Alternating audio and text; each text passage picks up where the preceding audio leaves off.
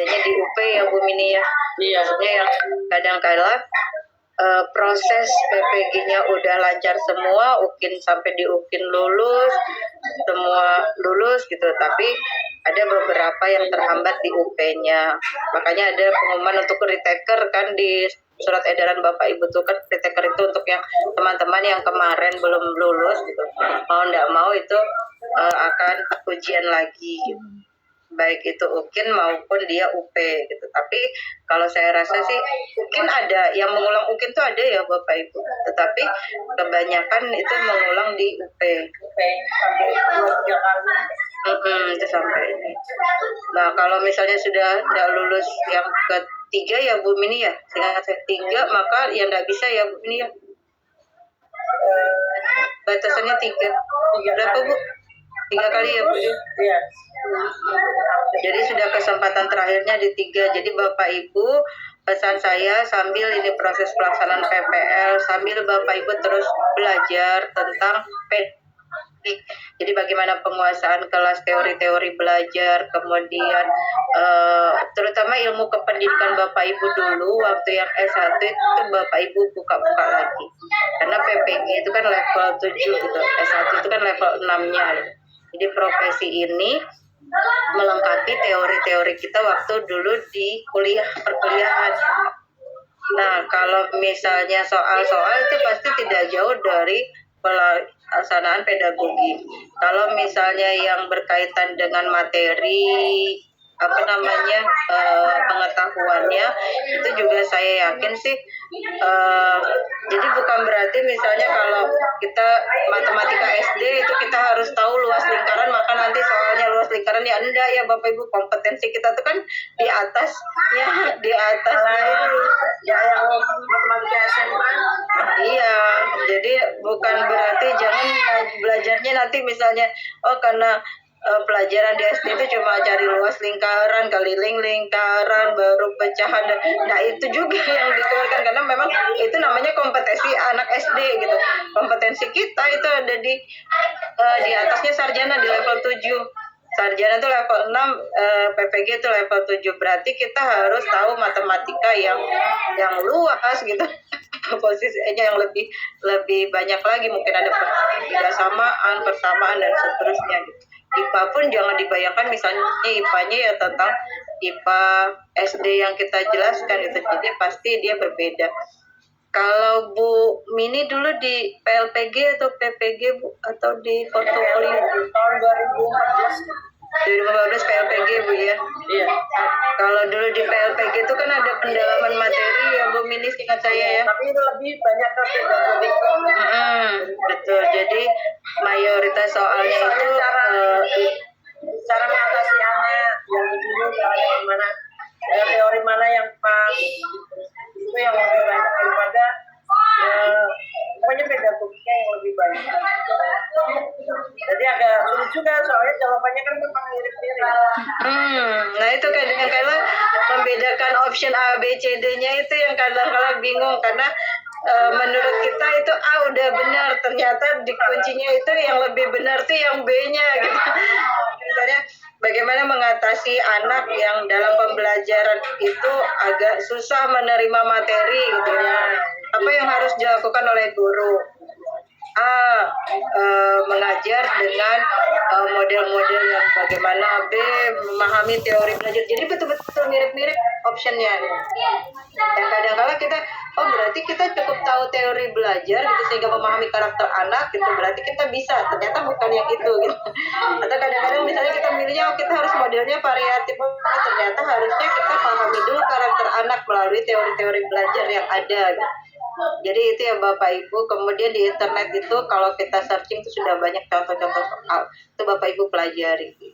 Jadi contoh-contoh soal sebelumnya gitu, waktu ujian yang sebelumnya itu kan banyak di internet ya kan Bapak Ibu bisa searching ya, itu bisa jadi bahan pembelajaran. Atau misalnya gini, kalau misalnya Bapak Ibu sudah santai nanti proses ini, misalnya nih hari ini kan udah selesai, nanti sore itu kan harusnya Bapak Ibu berinteraksi di LMS, mungkin Bapak Ibu bisa buat Zoom sendiri untuk membahas soal-soal yang ada, yang misalnya PID ini punya bahan, Pak Edi udah nyari di internet ada begini, nah itu dibahas sama teman-temannya gitu. Justru itu jadi bahan masukan kita untuk nanti lebih mudah di proses UP-nya. Jadi nanti dekat-dekat UP banyak-banyak interaksi dengan teman-temannya untuk saling tukar menukar informasi gitu Bapak Ibu. Jadi sempatkanlah kalau bisa di 10 orang ini sempatkan nge-zoom mungkin seminggu itu berapa kali gitu untuk bahas soal, karena mau tidak mau itu kalau kita lihat trennya memang rata-rata itu yang susah itu di posisi UP-nya nanti itu yang banyak mengulang di universitas manapun, jadi di LPTK manapun. Jadi nggak mesti juga Bu apakah itu di Unmul saja, enggak, di tempat lain pun seperti itu.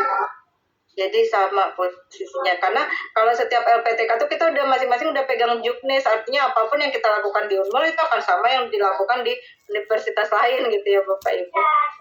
Jadi tenang saja kalau misalnya. Jadi buat itu ya Bapak Ibu, semakin banyak kita sama seperti kita mengajar kan Bapak Ibu, semakin banyak kita diskusi itu anak-anak semakin kaya wawasannya. Jadi pesan saya Bapak Ibu untuk sempatkanlah waktu gitu diskusi untuk nge-zoom tentang soal-soal. Saya punya soal ini tahun 2021 misalnya. Ini pembahasannya gini, kenapa ya bisa gini itu kan justru masing-masing kepala ini biasanya punya masukan yang beda-beda gitu. Tapi kalau Bapak Ibu tidak pernah buka-buka soal, ini yang susah, sudah hari hanya baru mau belajar. Nah itu dia. Kan kadang kebiasaan begitu. Pengalaman saya Bu, biarkan aja gitu. Ntar juga bisa Bu. Ntar kalau ini malamnya tuh baru semangat 45 baru belajar tuh saya yakin tidak maksimal. Ya Bapak Ibu ya, mumpung Bapak Ibu ini punya kelas, punya kelompok, itu tolong dimanfaatkan. Misalnya Pak Edi punya apa gitu, Bu Mila punya apa tentang materinya, share gitu ke teman-temannya gitu. Nanti dibahas, nge-share itu. Jadi gini, ya itu kita tuh kan sebagai guru Bapak Ibu kita nggak boleh pelit ilmu kan ya. Ingat ya, orang pelit kuburannya sempit katanya. Kalau anak-anak kan sering ngomongin gitu tuh di sekolah. Tak boleh pelit, nanti kuburannya sempit katanya. Nah, kita pun jadi guru juga gitu. Semakin banyak kita menyebar ilmu, maka ilmu yang kembali ke kita pun semakin banyak. Jadi jangan khawatir kalau misalnya orang lain tuh jadi lebih pintar ketimbang kita gitu. Ya enggak apa-apa. Berarti kan kalau dia lebih pintar nanti akan banyak lagi yang ditularkan ke kita. Kan ada tipe-tipe orang yang misalnya sama ya Bu ya, di kuliah, di PPG, mahasiswa tuh kadang-kadang ada orang yang mau dominan dari orang lain.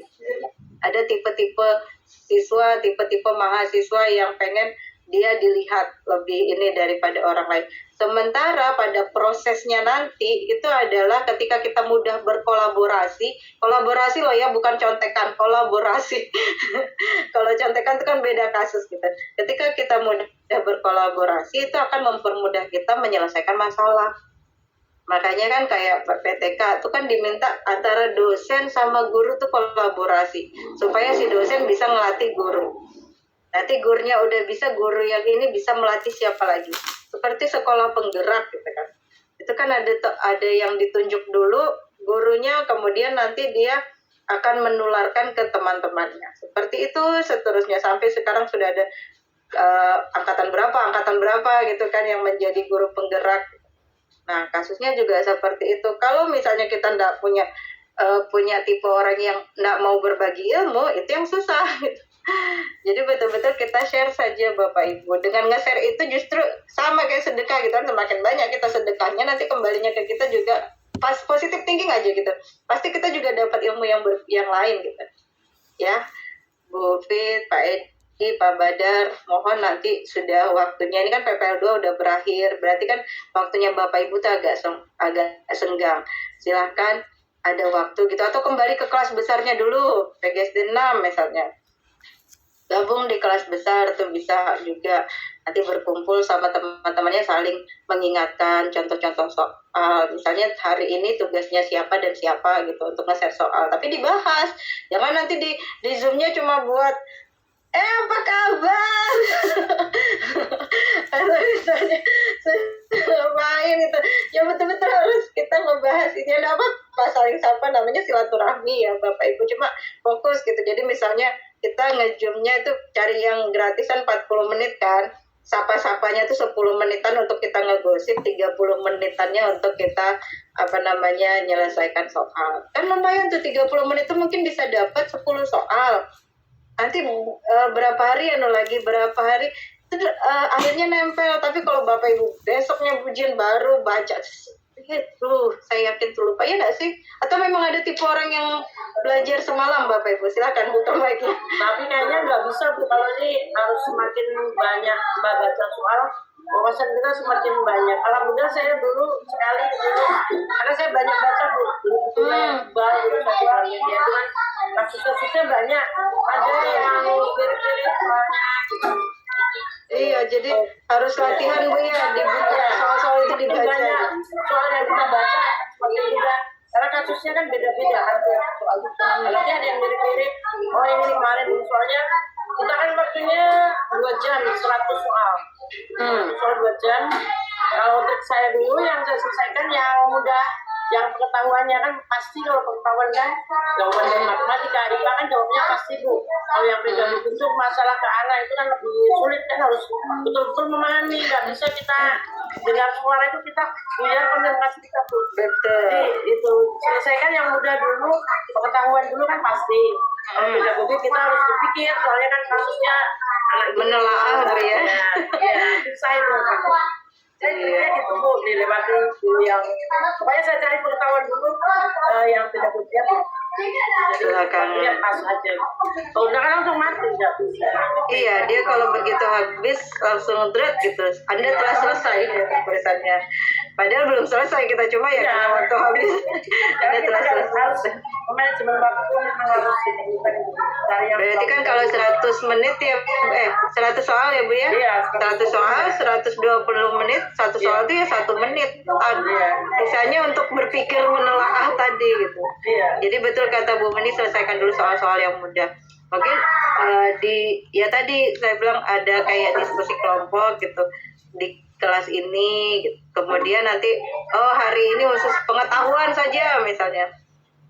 Kemudian besok-besoknya 1 hari saja yang pengetahuan, karena itu kan pasti jawabannya. Kalau yang lain-lain itu pedagogi. Kalau menurut ini gimana kuncinya? Kan biasa di soal di internet itu sudah ada kunci jawabannya. Kenapa jadi begitu tuh Bapak Ibu? Amat ditelaah gitu. Jadi nanti kalau ada kasus yang kurang lebih mirip itu bisa digunakan jawabannya. Jadi usahakan ya Bapak Ibu ya, Bu Siti, Bu Mira, Bu Fit, Bu Yuan ya. Coba diajak teman-temannya yang satu kelas gitu. Kalau misalnya kalau satu kelas nanti malah ini Bu. Silahkan senyamannya Bapak Ibu. Ya. Kalau kepantulan soal itu kan lebih jadi banyak soalnya, banyak bahannya. Memang rata-rata karena tadi kalau misalnya semakin sedikit kita baca ya susah. Ya susah. Nggak ada ini. Apalagi kalau misalnya Bapak mau membaca buku teori belajar gitu. Buku teori belajar itu kan banyak, ada penerbit siapa, penulisnya siapa, ada. Ya itu kan repot kalau kita mau itu kalau dulu kita kuliah S1 wajar lah kita belajar itu gitu kan. Karena kita menganalisis macam-macam teori belajar misalnya. Nah, kalau yang sekarang karena sudah mau menghadapi soal, cukup latihan-latihan soal saja gitu. Karena saya yakin teorinya itu sebenarnya Bapak Ibu udah tahu gitu.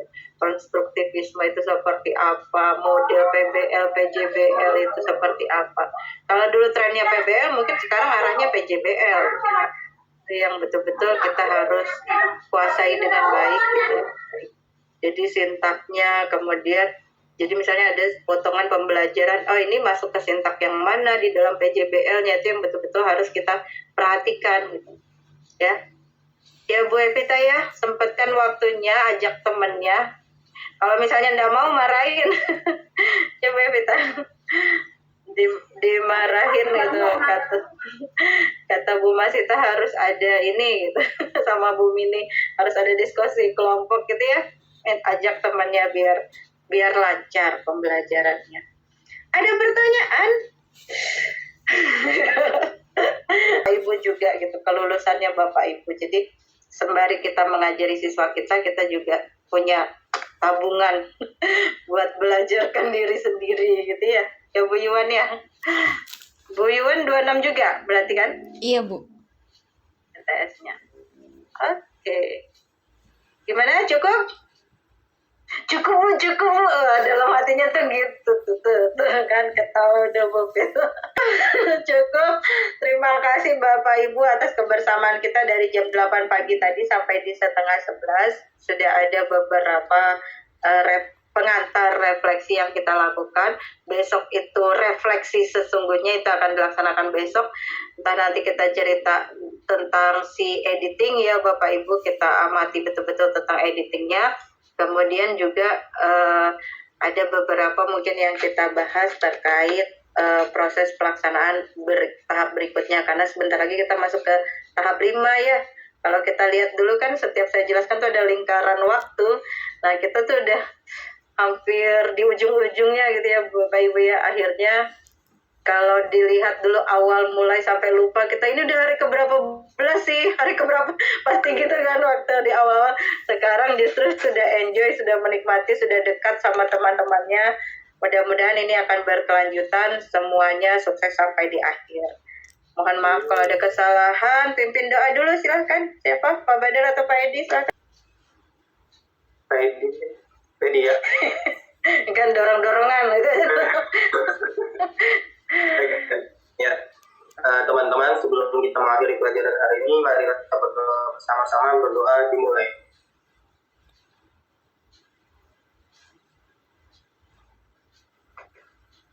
Selesai.